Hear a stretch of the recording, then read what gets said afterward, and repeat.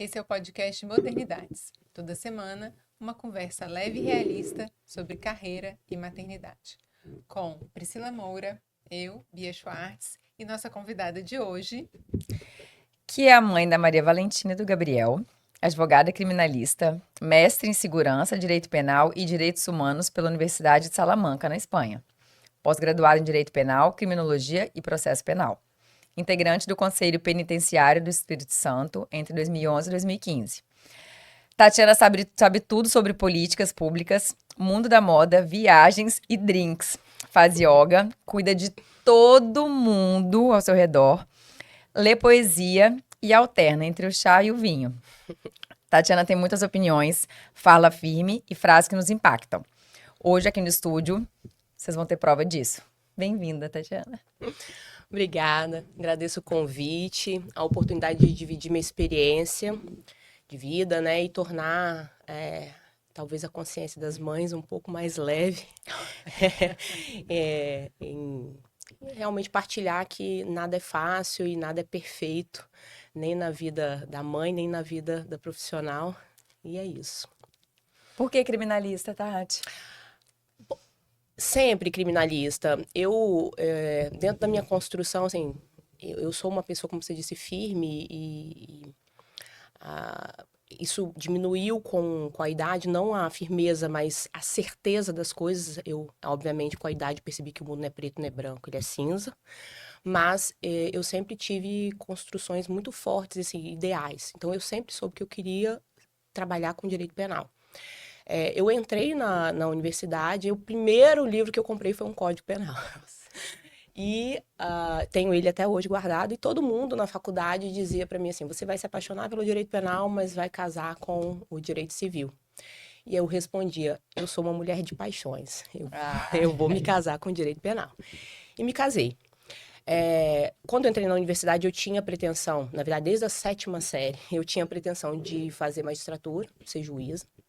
Entrei na faculdade com este propósito e, como sempre gostei de direito penal, fui monitora de todas as disciplinas, direito penal 1, 2, 3, processo, tudo. E um desses professores, acabou que eu fui convidada, fui para o escritório do Dr. Mero Mafra, que aliás, ainda é o maior criminalista desse estado.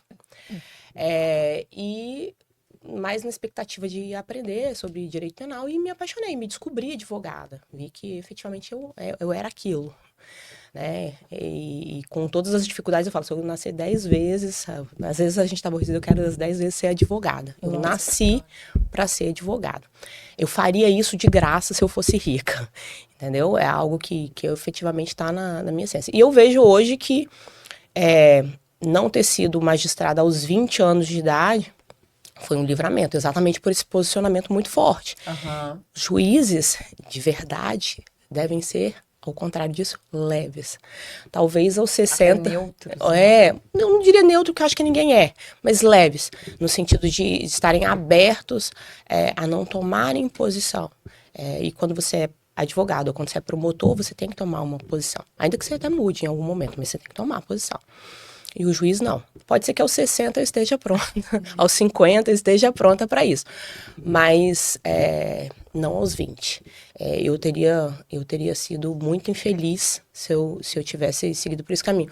Não porque, óbvio, é uma carreira linda, mas efetivamente, na minha essência, eu acho que eu teria sido infeliz na escolha.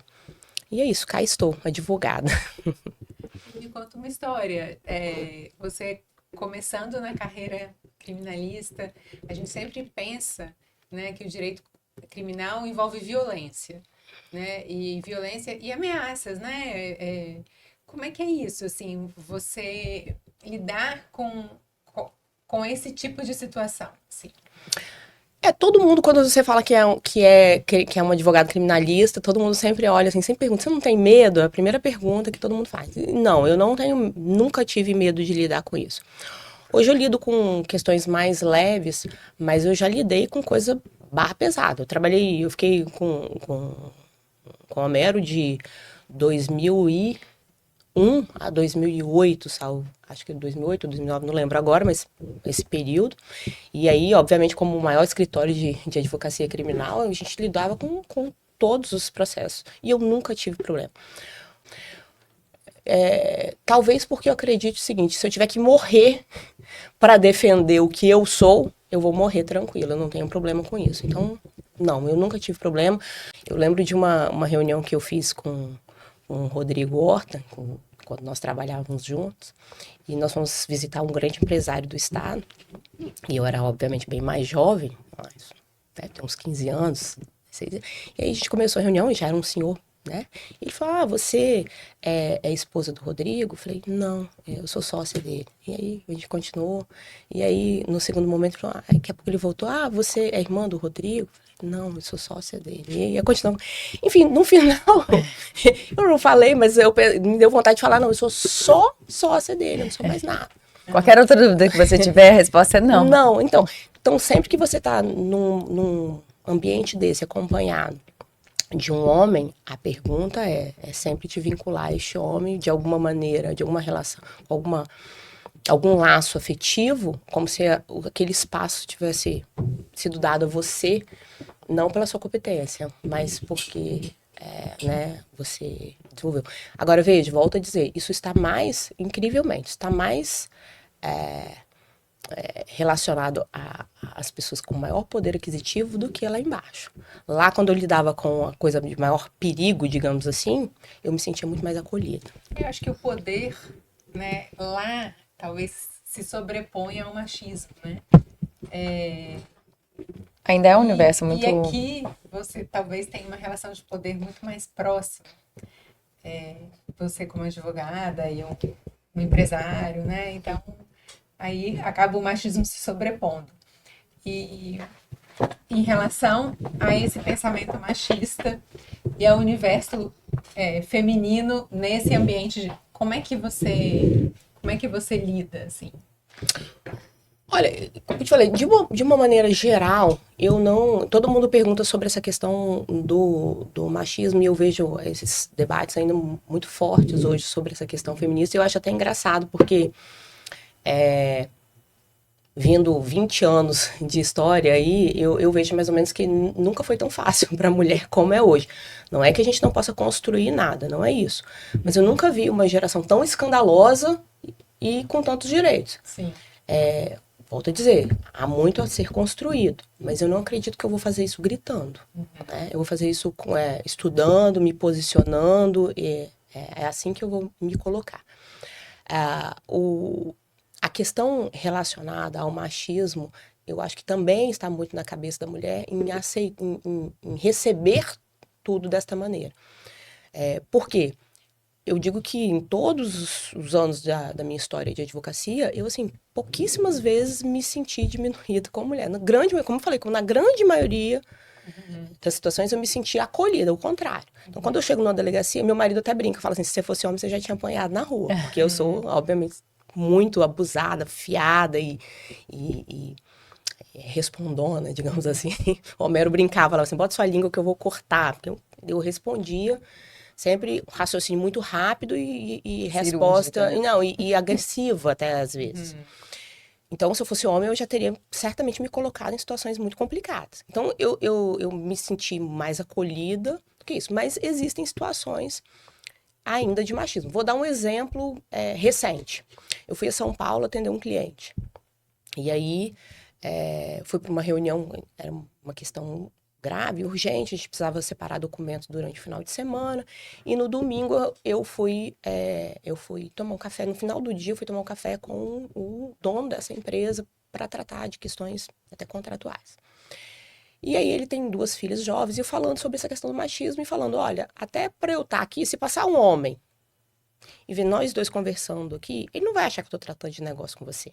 Ele vai... Um homem, talvez ele nem faça o comentário, que é pior, porque as mulheres são mais ácidas nisso do que os homens.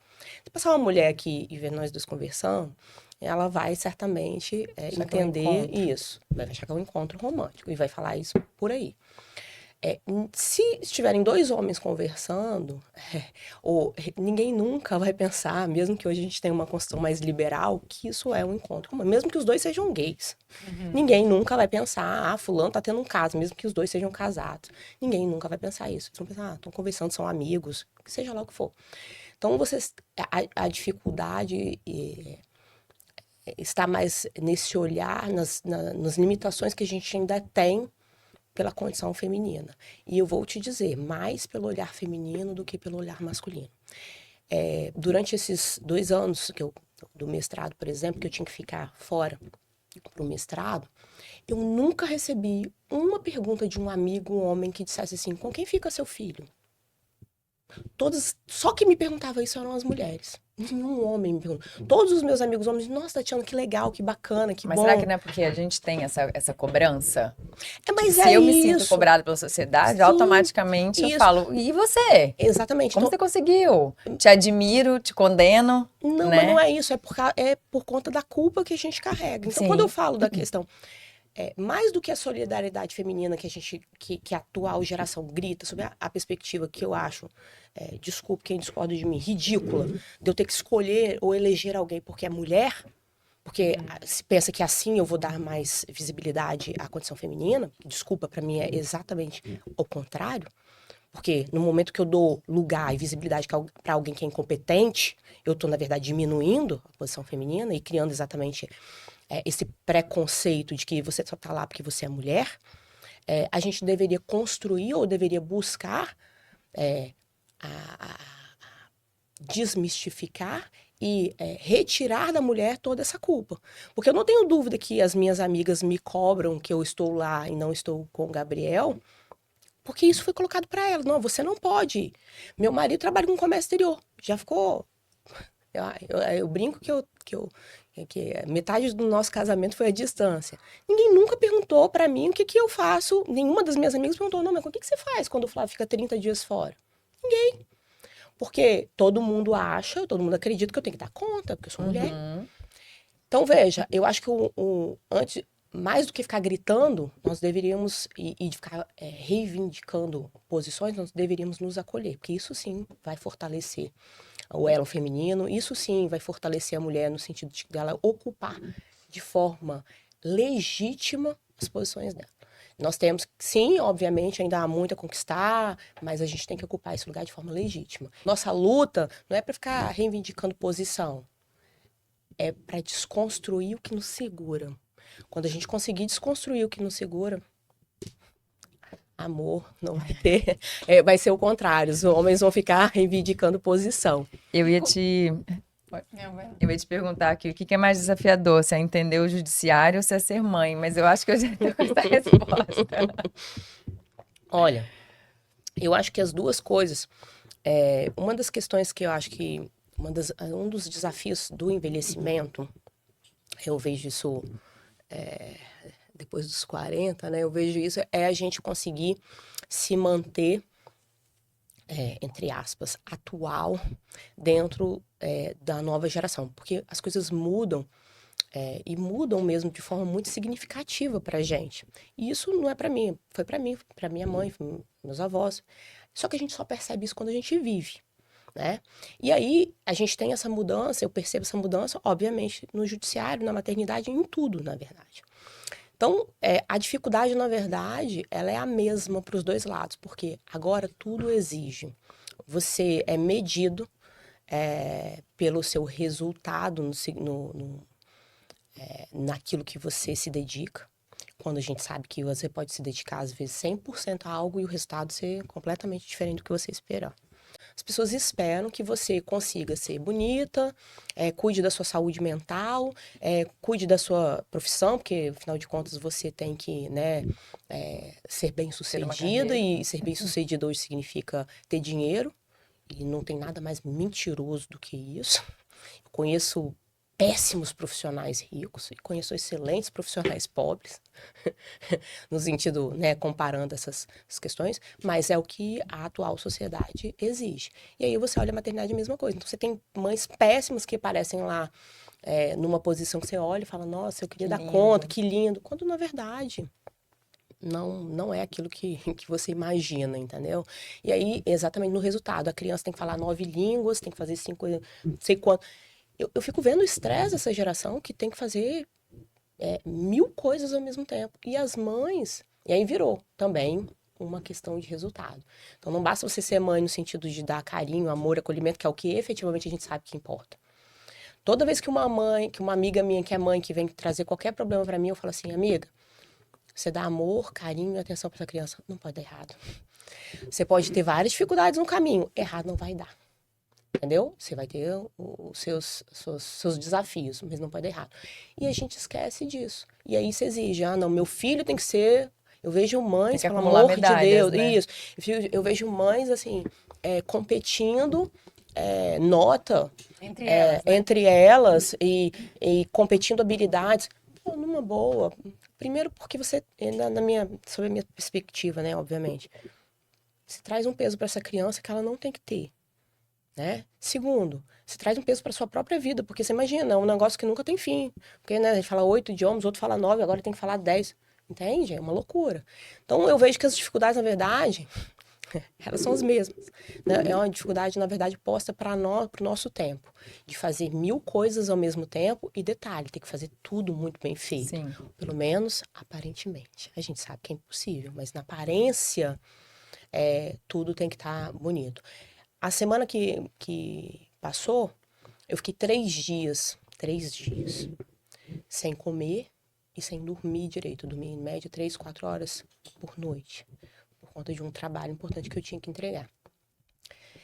E veja, isso eu tô compartilhando isso com você, meus amigos sabem disso, mas isso não aparece, a gente não posta isso, as pessoas que não me conhecem não sabem disso. Uhum. Então, o que se vê quando você tem o resultado é só a parte bonita. E as pessoas começam a acreditar, tanto no lado profissional quanto no lado da maternidade, que para fulano é fácil. Não, não é fácil para ninguém. Se é fácil para fulano e não é fácil para mim, eu tenho um problema. Sim, e é mais. E aí, obviamente, aí o que vem dentro dessa construção, foi nesses 3 dias que eu não comi, que eu não dormi, às vezes até para cumprir alguma obrigação da maternidade, e a gente se sente péssimo no final disso. Cumpri uma coisa, mas, poxa, deixei isso daqui, essa ponta aqui. Uhum. Quando você olhar para a construção... Meu marido viaja, meu marido é um cara, assim... nem vou fazer muita propaganda dele, mas... Meu marido é um cara fantástico, é um pai... Lógico que a gente teve... Ele não nasceu pronto, porque ele não nasce, mas depois de muita conversa e muita construção, o Flávio é um cara que participa muito. Nós somos efetivamente parceiros na criação do Gabriel. Mas o Flávio vai viajar, ele viaja muito. Ele vai viajar e como deveria ser, ele desliga. Ele fala, fui. No dia tal, que ele sabe que não pode, fulano vai buscar e acabou. Todo o resto é comigo. E veja, ele não tá errado, porque nós somos parceiros aqui. Eu deveria fazer o mesmo. Mas quando você viaja, você deixa um checklist, né? Exatamente. Qualquer coisa acontece isso, você vai sendo... Exatamente. E aí, nesses 3 dias que você fica hipervigilante de lá, né? E isso traz um estresse muito grande pra gente. E aí, nesses 3 dias de trabalho intenso, que todo mundo passa por isso, todo mundo que é profissional, você tem algum momento da vida que é mais, alguma fase que é mais pesada. Isso não é um privilégio meu. A gente se sente a pior pessoa do mundo. Poxa, como se, sabe? Como se tudo que a gente fez de positivo perdesse o valor. Uhum. Então é isso, a gente precisa equalizar essa questão de achar que a gente dá conta de tudo, seja profissionalmente, seja aqui na maternidade, e que tudo tem que ser perfeito. Então, a gente precisa começar a tornar a vida mais leve e pensar em como a gente pode construir relações verdadeiras. O que dá para eu fazer aqui? Não dá para um cara julgar 6.000 processos. Como é que a gente pode resolver isso? Eu ficar enfiando mais processo nele e achando que ele vai dar conta, não vai funcionar. Aqui, eu achar que eu vou dar conta do meu filho, de forma 100%, também não vai funcionar, eu vou adoecer. Então, é basicamente isso. A gente ouve ela falar assim, parece que ela nem sente culpa, né? Não. Eu ia perguntar, e quando você entendeu que é assim? Porque a gente, quando né, logo que a gente se torna mãe, isso vem num automático. Em algum momento a gente se cansa e fala assim, não, peraí, tem alguma coisa errada. E a gente pode fazer isso muito cedo ou muito tarde, na maternidade, ou nunca. né? Na verdade, eu tenho uma frase que não é minha, mas que eu repito muito, que é a seguinte: quando nasce a mãe, nasce a culpa. Sim. É assim que funciona. Eu acho que não existe uma mãe... A gente já ouviu muitas vezes a frase aqui. Sabe? Eu acho que não existe uma mãe de verdade, que não sinta culpa. E aí volto naquela questão da construção, que a maior contribuição que o feminismo pode dar para as mulheres é desconstruir essa obrigação de perfeição. Eu tenho que ser uma perfeita esposa, eu tenho que ser uma perfeita mãe, eu tenho que ser uma perfeita profissional, então eu tenho que ser perfeita em tudo. E isso gera um grande estresse. E o Instagram, as redes sociais potencializaram Sim, isso claro. de uma forma. Só que é tudo muito recente, né? Quando a gente estuda história e mudança cultural, elas demoram, Assim, né? Então a gente tem essa mãe que sempre foi ocupada, que sempre tentou ser uma mãe perfeita, potencializada sim, mas o que que pelas redes acontece? sociais. Na verdade, a gente, como eu te falei, a gente que começa a ter uma perspectiva que a coisa é rápida. Porque é quando a gente se dá conta, no fundo, se você parar pra pensar, não é tão rápido assim. Você teve uma construção lá atrás, quando começou a internet, isso vem de lá. E vem paulatinamente, né? Porque, e aí você vem construindo esse exibicionismo, né? Então, mas essa questão da culpa, se você olhar, se você conversar com a sua mãe, ela vai dizer sobre as coisas que ela abriu mão para as coisas que ela quis conquistar. E todas as mães têm essa construção. A nossa geração e as que estão vindo não tem essa opção. É como se você tivesse que realizar tudo. é. A minha mãe deixou de se realizar profissionalmente para cuidar dos filhos. E eu acho que não foi só uma questão de escolha, foi também uma questão social, uma construção do que era uma obrigação dela. Sim. Né? Mas, no fundo, ela sabia o que ela queria ali também. E hoje a gente reconhece. Eu não tenho dúvida de que tudo que eu realizei foi pelo que minha mãe deixou de realizar para ela. Eu não tenho dúvida disso. Então, nessa coisa da culpa da maternidade, administrar isso foi um pouco isso também. De entender que primeiro, eu tenho que estar feliz para transmitir isso para meu filho, para possibilitar que ele seja feliz e para que ele entenda que é essencial ser feliz. E eu também tento internalizar que eu não sou perfeita, como ninguém. Então, não vai ter jeito. Ah, não consegui fazer. Paciência. Eu adoeço de forma até mais rápida, porque não tem jeito de ser diferente. Você já se tornou mãe com esse pensamento ou isso veio com a maturidade? Não planejei casar, casei super jovem. Casei com 23 anos de idade. Eu não planejei ser mãe. E, na verdade, o que fez nascer em mim a vontade de ser mãe foi a minha primeira filha, foi a Maria Valentina. Quando eu perdi a Maria Valentina, eu soube que eu queria ser mãe. E esse desejo efetivamente aflorou. Minha primeira gestação, eu tinha 27 anos de idade, foi acidental, eu estava casada já, mas eu estava trocando de anticoncepcional e engravidei. Sofri um acidente de carro e tive um sangramento dias depois, e aí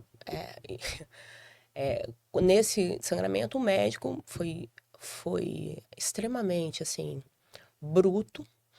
Falou comigo, fazendo ultrassom comigo, você imagina, o cara como se estivesse falando da feira. Falou assim, não tem mais bebê aqui não, tá? Se você tava grávida, você não tá desse jeito, exatamente desse jeito. Eu lembro as palavras dele como se fosse ontem. Se tinha bebê que não tem mais não, tudo que você tá vendo isso aqui, tá vendo, é sangue. Você tava grávida, você não tá mais. Aí eu peguei o exame, no exame dizia exatamente isso. Fui pra sala do meu ginecologista, que era assim, o oposto desse médico, era o doutor Adib, que era nossa senhora, um pai. E aí ele me acolheu e falou, não, minha filha, se acalma, isso não quer dizer nada, nós vamos esperar. Nenhum exame é tão decisivo assim, você não, né, isso aqui ainda é o primeiro exame. Você vai ficar de repouso e nós vamos avaliar, se você não tiver um sangramento maior, nós vamos avaliar. Umas 4 semanas depois eu perdi, efetivamente, esse primeiro bebê. E aí, sei lá, eu acho que uns 3 anos depois eu engravidei. Aí sim, eu queria engravidar. Eu engravidei da Maria Valentina. Eu já vinha dessa experiência. Eu normalmente, quando chegou no 7º ou 8º mês, meu líquido começou a aumentar. Não tinha nada de errado e só tinha, em tese, 2 questões que poderiam justificar esse aumento do líquido, que seria seria a diabetes, que eu não tinha, e sífilis, que eu também não tinha, graças a Deus. Então, nada explicava o aumento desse líquido. ela estava normal, bem, desenvolvimento normal, nada que pudesse explicar aquilo ali. E aí o doutor França até falou, Tatiana, tem alguma coisa errada. Medicina não explica tudo, mas algo errado tem. Porque tá fora do que é esperado. Vamos acompanhar. E esse líquido começou a aumentar, eu continuei trabalhando. E aí, um belo dia, eu lendo sobre essas questões de maternidade e tal. Eu tenho uma amiga que eu amo, a Ana, e ela sempre falava isso, a gente estuda pra tudo, mesmo pra ser mãe. Por quê, né? Então, com essa puxão de orelha, eu fui ler sobre maternidade e um dos livros que eu estava lendo dizia que você tinha que aproveitar os últimos momentos da maternidade. E nesse dia eu saí para jantar com o Flávio, já estava no final. E ele falou assim: a Maria mexeu muito hoje? Ela mexia muito. Eu falei: não, você sabe que ela não mexeu hoje? E aquilo ficou em mim, assim, aquela coisa da mãe. Eu fui para casa e comecei a observar. Eu fiquei à noite em claro. E ela não, conversando com ela, e ela não mexia. Ela não mexia, ela não mexia, ela não mexia. Quando nasceu o sol, eu falei: Flávio, vamos pra maternidade, que eu vou atrás. Vamos ver o que tá acontecendo. Aquela coisa de mãe, assim. E aí, pro meu azar, a doutora Marineuza, que era a minha médica à época, estava na maternidade de Santa Paula, onde eu já tinha tido toda aquela experiência. E aí eu falei com ela falou, não, espera, ela estava atendimento. E aí eu cheguei, ela pegou o aparelho e começou. E nada de movimento, nada de movimento, nada de movimento. Aquilo foi... E aí começou a ligar para o médico, que era um sábado, para conseguir alguém para fazer um ultrassom. E nada, todo mundo fora. Não tinha ninguém. Ela falou: Tatiana, não tem ninguém para fazer ultrassom. Vamos ver na segunda-feira. Eu falei: segunda-feira não. Você vai abrir minha barriga hoje. Já tô com 37 semanas, vai abrir minha barriga hoje e vai tirar essa criança daí. E aí fui dali, eu fui pra. Eu queria ganhar no Santa Úrsula, fui pra Santa Úrsula, que era Santa Úrsula, agora não é mais, mas fui pra Santa Úrsula. E aí fui pra uma cesárea, abriu minha barriga, ela já tava sem vida ali. Em tese,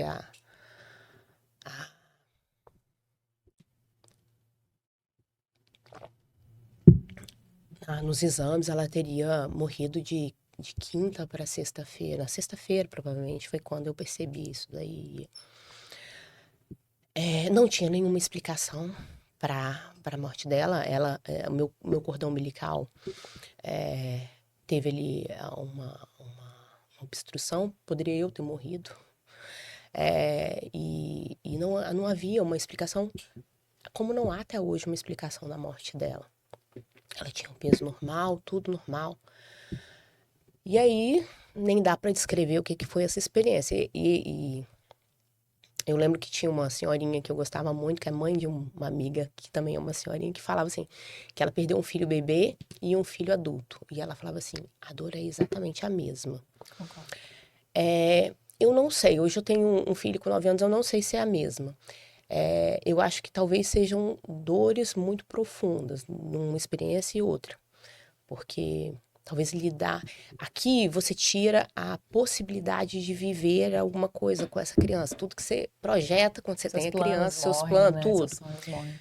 Tudo que você poderia, tudo que você planejou para essa vida aqui. Aqui você, para além disso, você perde o que você já viveu também. Sim. Então, eu não sei se são iguais, hoje tendo um filho com 8 anos de idade, mas eu diria que certamente são experiências muito duras. E aí, a partir desse momento, dessa experiência com a Maria Valentina, eu soube que eu queria ter um filho.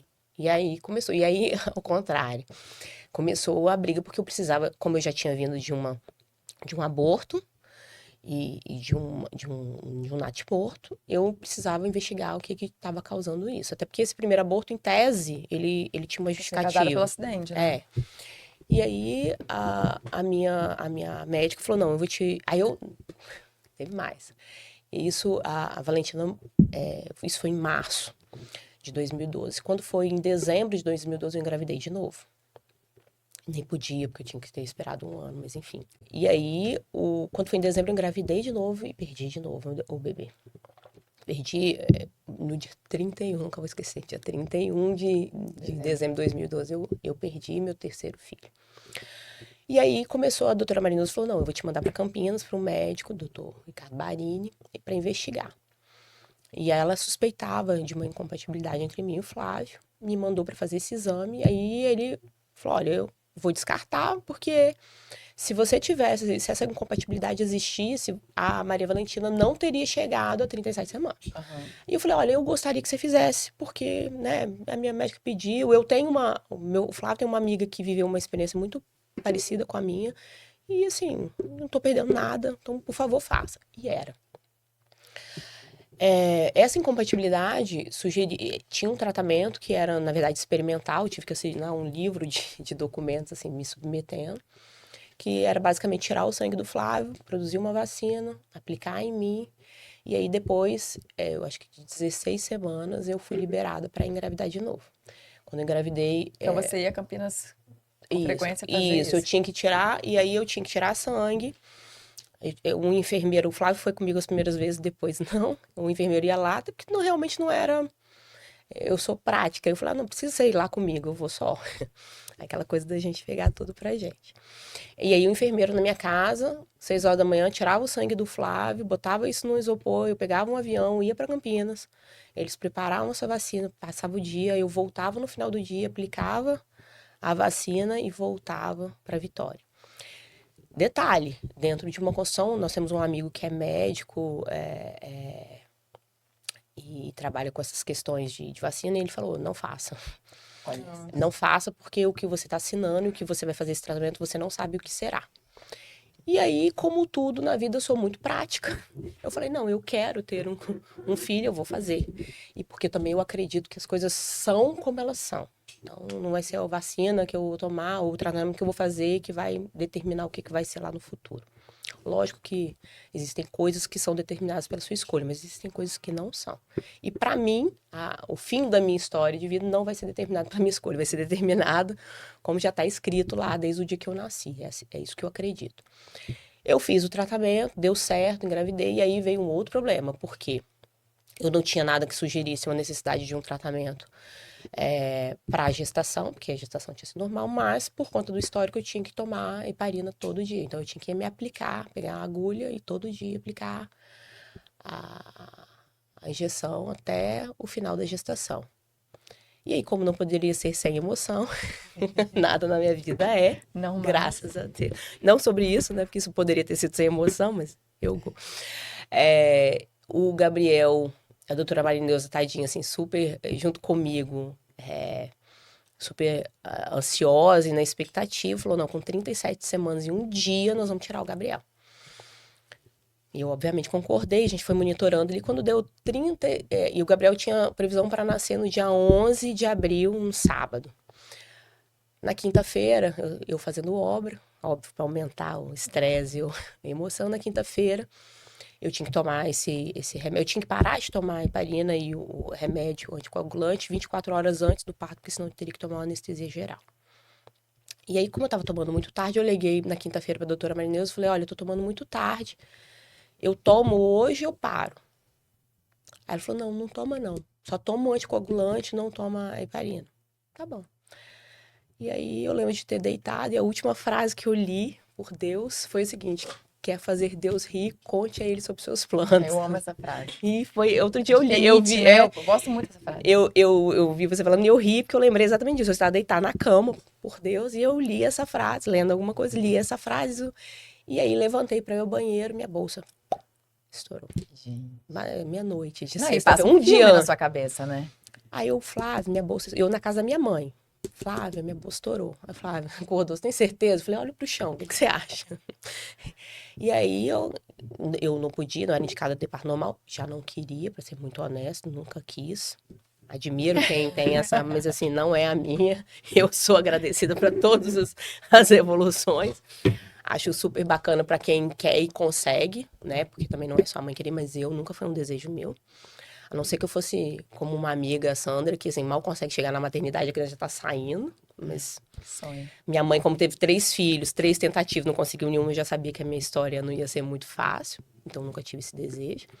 Mas também não podia, por conta do histórico. E aí, saí com a toalha no meio da perna, correndo pra maternidade com toda a família, pro Gabriel nascer. Gabriel nasceu, aspirou líquido, foi pra UTI. E lá ficou 10 dias. teve que tomar antibiótico. E ficou 10 dias, eu ia pra lá, amamentava. Gente, é a sua cabeça. Yeah, Assim, gente, será que eu não vou... Quando é que eu vou levar meu filho pra casa, né? Exatamente. E aí, dentro dessa... O Flávio desesperado. E aí, eu muito... Quando começou, na verdade, quando o Gabriel... Porque eles ficam ali postergando, não querendo dar antibiótico pra criança. E aí, chegou um anjo, que é a Samira, que é médica, prima do Flávio, quem sempre socorre a gente. E avaliou o Gabriel e falou, olha, eu acho que tem que entrar com antibiótico. Eu falei, então vai entrar. E aí, ficou aquela coisa, pode ser 3 dias, pode ser... E o Flávio pressionando, falei, olha, deixa eu falar uma coisa. Eu não quero levar meu filho pra voltar pra cá. Então, eu só quero sair daqui quando você, como profissional, falar, vai pra casa. Eu não vou te pressionar, pode ser 2 dias, 3 dias, 5 dias, 10, 15, um mês. Eu vou ficar aqui um mês vindo aqui. Eu não vou te pressionar pra isso. E graças a Deus começou o antibiótico 7 dias depois. O Gabriel foi pra casa e nunca mais voltou pro hospital só pra costurar o queixo. Então foi assim, a maternidade pra mim foi uma construção bem dolorosa e difícil, como, aliás, quase tudo na minha vida. 10 anos antes do Gabriel, eu tinha sido diagnosticada como hiperativa, tinha tido uma receita de Ritalina que eu rasguei, joguei no lixo e segui minha vida. Eu falei, meu filho, eu fui até aqui. Vestibular, especialista, eu não preciso disso. Só que com o Gabriel, e aí veio essa coisa da maternidade, que te joga na cara, que não é a sua... você não tá fazendo escolha por você. Eu vou fazer isso e o que vier eu assumo. Não, você tá fazendo escolha por outra pessoa. E aí eu tive muita dificuldade nisso. E aí a neurologista falava, não, mas aí a gente tá aqui, o Gabriel fez 300 testes, o teste dele veio como inteligência superior, tal, mas não, a questão do Gabriel era a interação social, que era extremamente difícil, porque a criança que é hiperativa, ela passa, ela joga coisa do colega, ela empurra outro colega. Então ele estava tendo problema, e isso estava trazendo sofrimento pro meu filho. Estava trazendo sofrimento. Enfim, depois de todos esses testes, conversando, eu fui ao Papa da Neurologia Infantil lá em São Paulo, e eu estava para começar o meu mestrado. E aí fui ao médico, levei o Gabriel, e levei todos os testes, e a consulta dele demora 2 horas. Na verdade, ele efetivamente faz aquela consulta brincando com a criança, aquela coisa que você quer saber, né? Conhecer, você sabe mais uma pessoa com 1 hora de brincadeira do que com 1 hora falando sério com ela. E ele brincando ali com ele, foi... E aí no final ele falou, olha, não tem dúvida.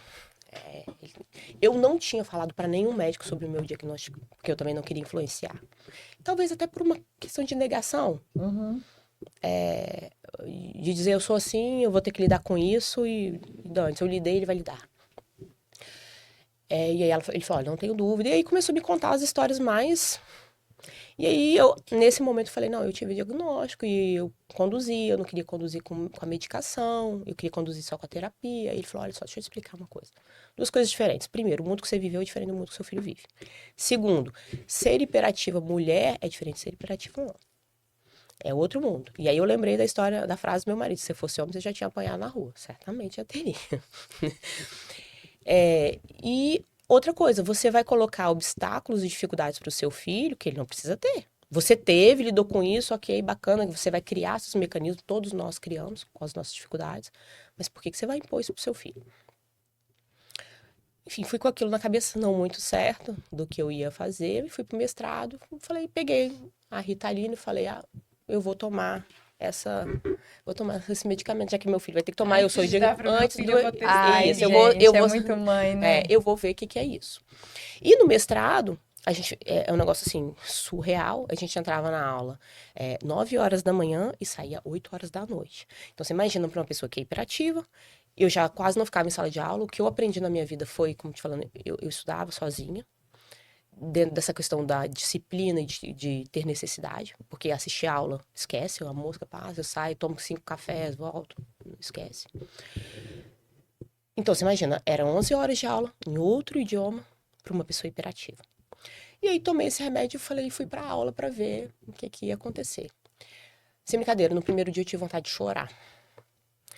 De pensar em tudo que eu passei, todas as dificuldades, como as coisas foram mais difíceis para mim, né? Porque eu não tinha um tratamento para aquilo e como a vida poderia ter sido diferente. Eu consegui assistir às 11 horas de aula, coisa que, assim, seria... Isso no primeiro dia já da medicação? Não, primeiro dia da medicação. Porque a medicação, na verdade, ela não... E é isso, todos os médicos ficavam tentando falar isso pra mim, pra me convencer, a medicação, ela não fica no seu corpo. Então, assim, a Ritalina, você tomou Ritalina hoje. Isso é um problema também, porque tem muita gente tomando Ritalina sem precisar tomar Ritalina. Você toma Ritalina hoje. Amanhã, acabou, isso não traz efeito para a sua vida a longo prazo, entendeu? É naquele momento. E aí eu consegui assistir a aula, não me adaptei depois por outros fatores, porque também dentro dessa construção, quando você vai ficando adulto, você vai criando outros mecanismos. Mas eu vejo que para o meu filho, e aí eu resolvi dar para o Gabriel, exatamente sobre o ponto de vista de que eu não poderia colocar para ele as dificuldades que eu tive, só por uma construção louca, porque eu não sou formada em medicina. Lembra uma frase que você falou aqui numa entrevista, lembra? Que tem pais que viveram momentos tão... Falou com a Cláudia. Tem pais que vivem situações dolorosas e que falam assim, não, eu passei, você vai passar também, lembra? Porque o que acontece? Primeiro porque a gente supera, a gente acha que o outro vai viver. E a gente, às vezes, falta empatia. A gente tá criando sobreviventes, né? Falta empatia pra gente pensar o seguinte. Primeiro, fulano não sou eu. Então, ele tem as dificuldades dele diferente das minhas, né? O que eu passei, faço, pode ser muito difícil para ele. Então, o primeiro ponto que eu tento trazer para minha experiência com o Gabriel é essa. O segundo ponto é que ele não precisa passar por isso. Eu passei por isso por falta de conhecimento, por falta de tratamento, por uma série de coisas. Ele não precisa ser submetido a isso porque eu fui, entendeu? Então é isso. E viver com essa história do Gabriel, eu lembro, para mim, do Gabriel máximo foi, ele devia ter uns 4 anos. Eu fui no aniversário, fui sair com ele chorando, sei que, peguei e botei na cadeirinha. Aí ele, no meio do caminho, falou assim, eu vou arrumar outra mãe para mim, eu não quero você. Eu parei o carro, falei, desce. Ele falou, o quê? Eu falei, desce. Constante Sodré. Falei, desce. Ele falou, o quê? Eu falei, desce, eu não quero uma outra mãe, desce. Eu tô pedindo pra você descer, procura outra mãe. Aí ele virou pra mim e falou assim, não, mamãe, eu vou te dar outra chance. Ainda bem, né? Então, dá tudo raciocínio pra sair. Muito bom, muito bom. Então, se apega nessa chance. Se apega nessa chance. Eu falei, não, eu vou te dar outra chance. E não repita isso mais. Ai, Tati, que delícia. Bom, nossa última rapidinha aqui. Qual que é a sua frase de mãe? Aquela frase de mãe clássica que você fala. Não é a força, é o jeito. Ó. Ou nunca é a força, sempre é o jeito. É porque força por força aqui tem muita força, né? Então bate. Você vai ter que me matar, porque não vai ter jeito. Ai, obrigada, Tati. Muito bom. Obrigada, Obrigada a vocês. Mulherão. Não é? Um grande prazer. Foi bom. Eu espero ter tirado um pouquinho da culpa das mães.